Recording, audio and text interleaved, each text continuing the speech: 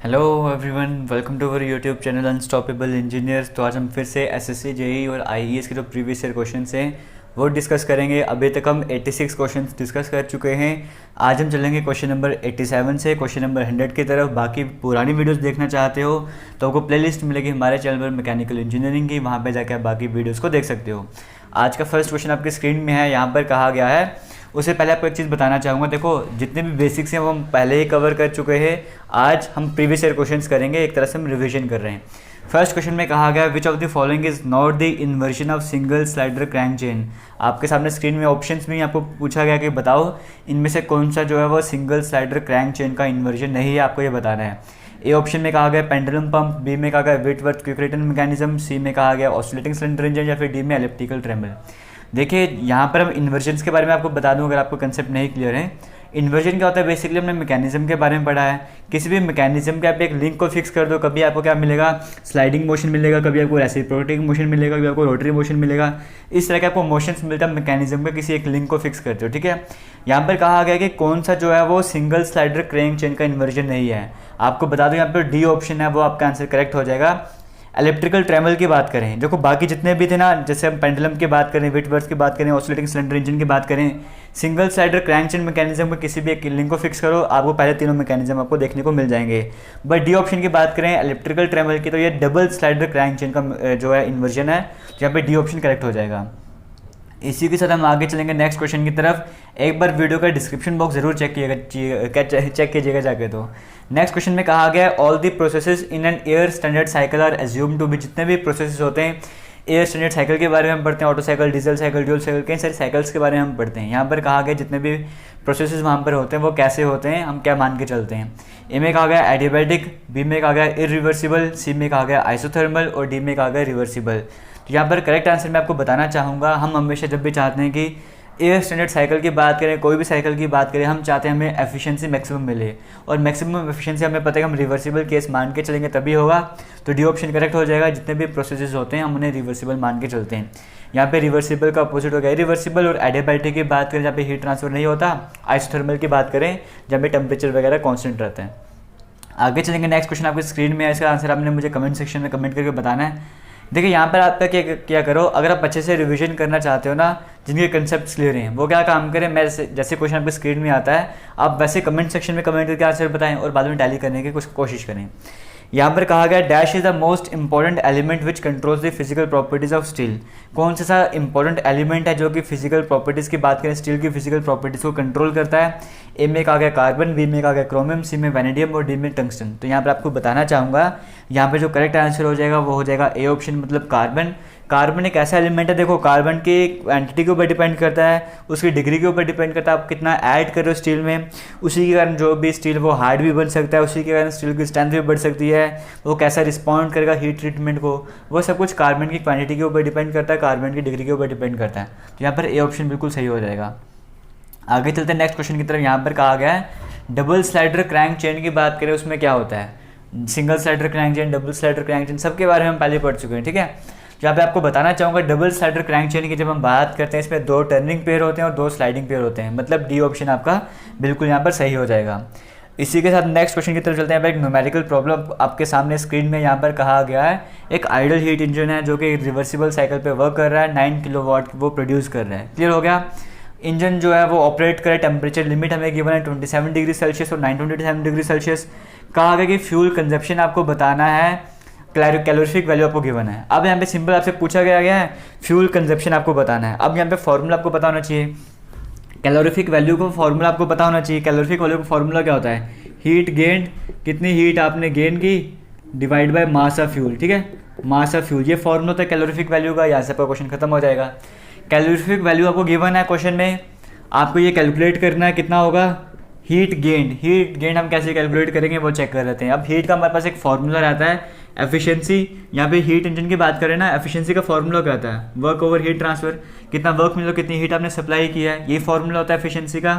अब हमारे पास यहाँ पे देखो, आपको क्या चाहिए था, यहाँ पे हीट गेन, आपको ये चीज़ चाहिए। वर्क आपको गिवन है क्वेश्चन में 9 किलोवाट, एफिशिएंसी निकाल लेते हैं। एफिशिएंसी निकाल दी, हमारे पास हीट आ जाएगा, हीट आ गया, हमारे पास मास, ये वैल्यू हमारे पास आ जाएगी। एफिशिएंसी कैसे निकालेंगे? एफिशिएंसी का फॉर्मूला हमारे पास होता है 1 माइनस T2/T1, ये फॉर्मूला रहता है हमारे पास एफिशिएंसी का, ठीक है। T2 हमारे पास क्या है? T2 मतलब क्या होता है? जो कम टेम्परेचर वाला होता है। T2 हमारे पास है 27 डिग्री सेल्सियस, और T1 की बात करें वो है हमारे पास 927 डिग्री सेल्सियस। बट हमें केल्विन में करना होता है, हम 273 इसमें ऐड कर देंगे, दोनों में 273 ऐड कर देंगे। T2 की बात करेंगे वो कितना बन जाएगा? 300 केल्विन, और T1 की बात करेंगे वो कितना बन जाएगा? 1200 केल्विन, ये बन जाएगा। बस फॉर्मूले में सब्स्टिट्यूट कर देते हैं, n = 1 माइनस T2 की जगह हम लिख देंगे 300, और यहाँ पर हम लिख देंगे 1200। ये कैंसिल हो जाएगा। 1 माइनस ये क्या बन जाएगा? 1/4, ये क्या बन जाएगा? 3/4, मतलब क्या होगा? 0.75 आपके पास आ गया एफिशिएंसी, या फिर 75% आप बोल दो एफिशिएंसी आपके पास आ चुकी है। अब आपके पास एफिशिएंसी आ चुकी है 0.75, एफिशिएंसी की जगह मैं लिख देता हूँ 0.75 = W आपको गिवन है 9 किलोवाट, तो मैं 9 लिख देता हूँ डिवाइड बाई Q। जैसे Q आप कैलकुलेट करना चाहोगे तो क्या आ जाएगा वो 9 डिवाइड बाई 0.75, 9 डिवाइड बाई 0.75 करोगे तो आपके पास आंसर क्या आ जाएगा? ये आपके पास आंसर आ जाएगा 12 किलोवाट। Q आपके पास आ जाएगा 12 किलोवाट। आपको दिख रहा होगा, मुझे उम्मीद है आपको सब कुछ क्लियर होगा, बिल्कुल सब कुछ दिख रहा है आपको। राइटिंग का थोड़ा कॉपरेट करना। Q आपके पास आ गया 12 किलोवाट, अब सब कुछ क्लियर हो गया। हीट गेंड आपके पास आ गया 12 kilowatt. Calorific value equals to, calorific value भी आपको गिवन है, हमें ये निकालना है MF। MF किसके बराबर हो जाएगा? यहाँ से देखो, ये हो जाएगा हमारे पास हीट गेंड यानी कि Q divide by calorific value, ठीक है। हीट हमारे पास आ गया 12 किलोवाट, हमने लिख दिया 12 डिवाइड बाई कैलोरीफिक वैल्यू हमारे पास कितनी है? 40,000, ठीक है, यहाँ पर आ चुका है। यूनिट भी लिख देते साथ में, ये हमारे पास किलो जूल पर kg, ये हमारे पास किलोवाट, ठीक है, ये हमारे पास किलोवाट। अब इसको थोड़ा इरेज करके फिर आगे सॉल्व कर लाता हूँ मैं आपको। अब यहाँ पर देखो, जो जितने भी आपके पास ऑप्शन है ना, वहाँ पे यूनिट क्या है? Kilo kg per hour unit है, मतलब हमें इस किलो जूल को हटाना पड़ेगा। kg पर आवर यूनिट है ना, तो हमें इस किलो जूल को हटाना पड़ेगा। वो कैसे हटाएंगे हम? 12 किलोवाट है, किलो को हम वैसे लिख देते हैं, तो वाट को हम जूल पर सेकेंड भी लिख सकते हैं ना, जूल पर सेकेंड लिख दिया हमने, डिवाइड बाय ये 40,000 वैसे लिख दिया, किलो जूल पर kg हो गया। क्लियर हो गया? ये किलो जूल और किलो जूल कट गया है, क्लियर हो गया। हमारे पास क्या बच गया? अब हमारे पास बच गया 12 डिवाइड बाय 40,000 आ गया हमारे पास, और नीचे की तरफ ये किलो जूल नीचे की तरफ था, ऊपर की तरफ चला जाएगा, और जो सेकंड जो था ऊपर नीचे की तरफ आ जाएगा। आप समझ रहे ना, किलो जूल पर सेकंड था ना, सेकंड यहाँ पर आ गया, ये kg यहाँ पर चला गया। अब इसे सॉल्व करना है, आपका आंसर kg पर आवर है, इसे आवर में कन्वर्ट करना पड़ेगा, ठीक है। आवर में कन्वर्ट करने के लिए ऊपर जाके हम मल्टीप्लाई कर देते हैं, 3600 से मल्टीप्लाई कर देंगे, ठीक है, 3600 से मल्टीप्लाई कर देंगे। इसे सॉल्व करना है सिंपली, इसे सॉल्व करके तो आंसर कितना आ जाएगा आपको मैं बताना चाहूँगा। सी ऑप्शन आपका बिल्कुल सही हो जाएगा, 1.08 kg पर आवर। आप कैलकुलेट करके चेक कर लेना, आपको मैंने तरीका बता दिया किस तरह से इस क्वेश्चन को करना है। इसी के साथ हम चलेंगे आगे वाले क्वेश्चन की तरफ, नेक्स्ट क्वेश्चन की तरफ। नेक्स्ट क्वेश्चन में क्या कहा गया? आपकी स्क्रीन में है क्वेश्चन, यहाँ पर कहा गया कुछ केसेस स्टेटमेंट आपके सामने है। आइसोथर्मल प्रोसेस, आइसोथर्मल प्रोसेस कौन सा होता है? जहाँ पे टेम्परेचर जो है कांस्टेंट रहता है। फर्स्ट में कहा गया change in internal energy is zero, second में कहा गया हीट ट्रांसफर इज जीरो, ठीक है। दो स्टेटमेंट आपके सामने गिवन है। कहा गया कौन सी स्टेटमेंट सही है? ए ऑप्शन में कहा गया सिर्फ पहली सही है, बी में कहा गया सिर्फ दूसरी सही है, सी में कहा गया दोनों ही सही हैं, और डी में कहा गया कोई भी सही नहीं है। तो यहाँ पर आपको बताना चाहूँगा आइसोथर्मल की मतलब क्या? टेम्परेचर कांस्टेंट है, और इंटरनल एनर्जी और एंथैल्पी हम पढ़ते हैं रियल आइडियल गैसेस के केस में कि जो इंटरनल एनर्जी है वो फंक्शन होता है टेम्परेचर का, सिर्फ टेम्परेचर पे डिपेंड करता है ना। तो चेंज इन इंटरनल एनर्जी की बात करेंगे, वो चेंज इन टेम्परेचर पे डिपेंड करेगा। तो चेंज इन टेम्परेचर क्या होगा? जीरो होगा। टेम्परेचर जब कांस्टेंट है तो टेम्परेचर में चेंज तो होगा ही नहीं, इसका मतलब एंट्रोपी यहाँ पर क्या हो जाएगा? जीरो हो जाएगा ना। तो change in internal energy zero हो जाएगा, इसका मतलब क्या? Change in internal energy zero, बिल्कुल सही है। फर्स्ट स्टेटमेंट जो तो बिल्कुल सही है। But heat transfer is zero, heat transfer होता ही नहीं है, वो एडियाबैटिक में होता है। ये आइसोथर्मल प्रोसेस है, एडियाबैटिक नहीं है। इसका मतलब सेकंड वाली स्टेटमेंट जो है वो गलत है, सिर्फ फर्स्ट वाली स्टेटमेंट सही है। तो ऐसा ए ऑप्शन में, तो ए ऑप्शन आपका बिल्कुल सही हो जाएगा। इसी के साथ आगे चलेंगे। नेक्स्ट क्वेश्चन आपके स्क्रीन में है, इसे आपने करना है। यहाँ पर कहा गया है इनमें से कौन सा जो है फायर ट्यूब बॉयलर है, ये आपको बताना है। तो ए बी सी डी में से आप, ये तो बिल्कुल बेसिक सा क्वेश्चन है। यहाँ पर आपको बताना चाहूँगा लोकोमोटिव बॉयलर जो बिल्कुल सही आंसर हो जाएगा। अब यहाँ पे थोड़ा सा क्वेश्चन आपके स्क्रीन में और कुछ चीज़ आपको बताना चाहूँगा मैं। यहाँ पर देखिए, जितने भी आपको मैं एक शॉर्ट में बताना चाहूँगा, थोड़ा आपको टाइम लूँगा मैं यहाँ पर। स्ट्रेंथ ऑफ मटेरियल एक ही वीडियो में कंप्लीट करवा चुका हूँ, फ्लूइड मैकेनिक्स एक ही वीडियो में कंप्लीट है, थर्मोडायनेमिक्स एक ही वीडियो में कंप्लीट है। इसे छोड़ दें, हमारे चैनल पर प्लेलिस्ट है, एफएम की कंप्लीट प्लेलिस्ट है, ऑटोमोबाइल इंजीनियरिंग की कंप्लीट प्लेलिस्ट है, टॉम की एक प्लेलिस्ट है कंप्लीट जो कि एसएससी जेईई के अकॉर्डिंग यहाँ पे काम आने वाला है, ठीक है। उसके बाद हम बात करें यहाँ पे सोम की प्लेलिस्ट है, थर्मोडायनेमिक्स की प्लेलिस्ट है, मटेरियल साइंस की प्लेलिस्ट है, कास्टिंग की प्लेलिस्ट है, ठीक है, वेल्डिंग की प्लेलिस्ट है, कई सारी प्लेलिस्ट हैं जो आपके काम आने वाली है, आप जाके वहाँ पे वीडियोस को देख सकते हो। नेक्स्ट क्वेश्चन में कहा गया what is the pressure difference between inside and outside of A droplet of water. यहाँ पे प्रेशर डिफरेंस की बात की जा रही है। एक तो आपसे जो क्वेश्चन पूछा जाता है ना कि inside of water droplet pressure क्या होता है, वाटर ड्रॉपलेट के बाद जो प्रेशर कितना होता है, यहाँ पर पूछा गया प्रेशर डिफरेंस इनसाइड और आउटसाइड के बीच का। तो यहाँ पे आपको बताना था कि प्रेशर डिफरेंस कितना है इनसाइड और आउटसाइड और ड्रॉपलेट ऑफ वाटर के बीच में। आपको बताना चाहूँगा 4 सिग्मा बाई डी। यहाँ पे थोड़ी डेरिवेशन है वो आपको नहीं करवाना चाहूँगा, यहाँ पे डायरेक्ट आपको आंसर बताऊँगा। आपको याद रखना है 4 सिग्मा बाई डी, जो ऑप्शन नंबर बी है वो करेक्ट हो जाएगा। इसी के साथ हम बात करते हैं नेक्स्ट क्वेश्चन। यहाँ पर क्या कहा गया है, Weber number is ratio of, weber number कई सारे तरह के नंबर से हम पढ़ चुके हैं। कहा गया है Weber number is ratio of square root of inertia force to the, मतलब वेबर नंबर की बात कर रहे हैं, ये रेशो है, मतलब वेबर नंबर की बात कर रहे हैं। अंडर रूट में आता है ना किस किस की रेशो है, एक तो उसने आपको गिवन है कि इनर्शिया फोर्स है, दूसरी कौन सी फोर्स रहती है वो आपको बताना है, सरफेस टेंशन फोर्स है, ग्रेविटी फोर्स है या प्रेशर फोर्स है, कौन सी फोर्स है आपको बताना है। यहाँ पर आपको बताना चाहूँगा जो करेक्ट आंसर हो जाएगा वो A option surface tension force, inertia force और सरफेस टेंशन फोर्स, इसका अंडर रूट कर दो, या था हमारे पास वेबर नंबर। आगे चलेंगे नेक्स्ट क्वेश्चन की यहाँ पर बात करेंगे। देखिए प्रीवियस ईयर क्वेश्चन आपके लिए बहुत ज़्यादा इंपॉर्टेंट बन जाते हैं क्योंकि आपके एग्जाम में कई बार सेम टू सेम पूछे जाते हैं, वापस रिपीट होके। आईईएस और एसएससी जेईई की बात कर लो, कंप्लीट की बात कर लो, मैं बात करूँ एसएससी जेईई के एग्जाम की, ठीक है। आईईएस के भी वहाँ पे पूछे जाते हैं, एसएससी जेईई के भी पूछे जाते हैं। कई बार सेम टू सेम तो नहीं होते, बट इसी से रिलेटेड कंसेप्ट वाले क्वेश्चन आपसे पूछे जाते हैं।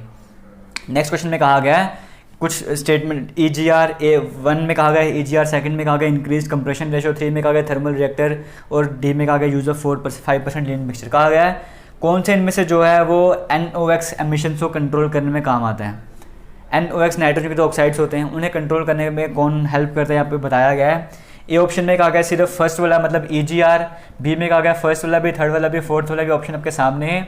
यहाँ पर आपको बताना है करेक्ट आंसर क्या होगा। देखिए ईजीआर तो हमें पता है एग्जॉस्ट गैस रीसर्कुलेशन, लगभग से वीडियो भी बनी है इस पर। एग्जॉस्ट गैस रीसर्कुलेशन मेन काम ही है कि NOx के एमिशन को ये बाहर निकालता है। ये जब मैं रेलवे का एग्जाम देने गया था तभी उसमें क्वेश्चन आया था ये वाला।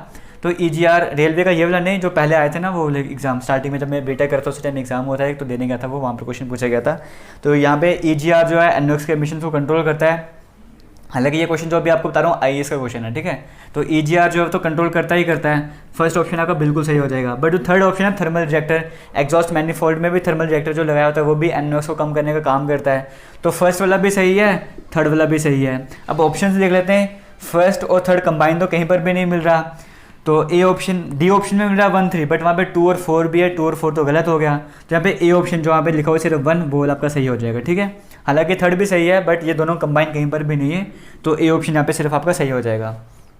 इसी के साथ हम आगे चलेंगे नेक्स्ट क्वेश्चन की यहाँ पर बात करेंगे।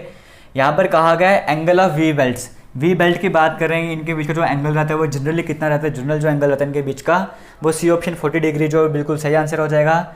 इसी के साथ आगे चलेंगे नेक्स्ट क्वेश्चन की यहाँ पर हम बात करेंगे। आपकी स्क्रीन में अपने आंसर बताना है। स्ट्रेट को क्या कह सकते हो आप, स्ट्रेट के कई सारी डेफिनेशन आपके सामने गिवन है, आपको बताना है यहाँ पे करेक्ट आंसर क्या हो जाएगा। देखिए बेसिक सी डेफिनेशन है, स्ट्रेट क्या करता है यहाँ पे, स्ट्रेट और कॉलम के बीच में डिफरेंस रहता है ना, तो स्ट्रेट क्या करता है यहाँ पे, इसमें एक्सियल कंप्रेसिव लोड को बेयर करने का काम करता है। ये क्या करता है, एक्सियल कंप्रेसिव लोड को कैरी करता है। तो बी ऑप्शन जो आपका member of structure which carries N axial compressive load बिल्कुल सही हो जाएगा, बी ऑप्शन आपका करेक्ट हो जाएगा। इसी के साथ आगे चलेंगे नेक्स्ट क्वेश्चन की तरफ।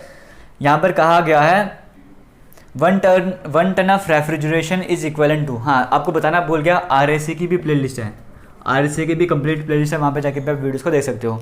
1 टन ऑफ रेफ्रिजरेशन किसके बराबर होता है, आपको बताना चाहूँगा ये 3.5 किलोवाट के बराबर होता है। तो सी ऑप्शन आपको बिल्कुल सही हो जाएगा।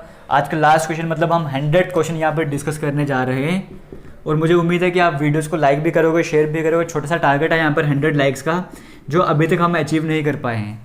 100 क्वेश्चन हम पहुंच गए हैं बट अभी तक हमें ये 100 लाइक्स का टारगेट जो अचीव करने में आप हमारी हेल्प नहीं कर रहे। मुझे उम्मीद है कि आप हेल्प करोगे, सपोर्ट करोगे, वीडियो को शेयर करोगे ताकि ये टारगेट अचीव हो। अगर ये टारगेट अचीव होगा तो हम एक दिन में, मैं आपको बता रहा हूँ, पहले मैं आपको 15-20 क्वेश्चन बोलता था, मैं 30-40 क्वेश्चन भी करवाऊँगा, बट टारगेट अचीव होगा तभी। लास्ट क्वेश्चन में यहाँ पर कहा गया टूल सिग्नेचर की बात करें, कितने एलिमेंट्स इसमें रहते हैं। टूल सिग्नेचर हम पढ़ते हैं ना, हमने इसके बारे में पहले पढ़ा हुआ है, जिसमें हम rake angle, relief angle, clearance angle वो सब पढ़ते हैं। वही कहा गया टूल सिग्नेचर में कितने एलिमेंट्स रहते हैं, 5, 7, 9 या फिर 11। तो आपको बताना चाहूँगा यहाँ पे 7 एलिमेंट्स रहते हैं। तो यहाँ पे बी ऑप्शन जो बिल्कुल सही आंसर हो जाएगा आपका। इसी के साथ आज की इस वीडियो को एंड करते हैं। उम्मीद है कि आज का सेशन आपको अच्छा लगा होगा और वीडियोज़ को शेयर आप ज़रूर करोगे। थैंक यू, जय हिंद।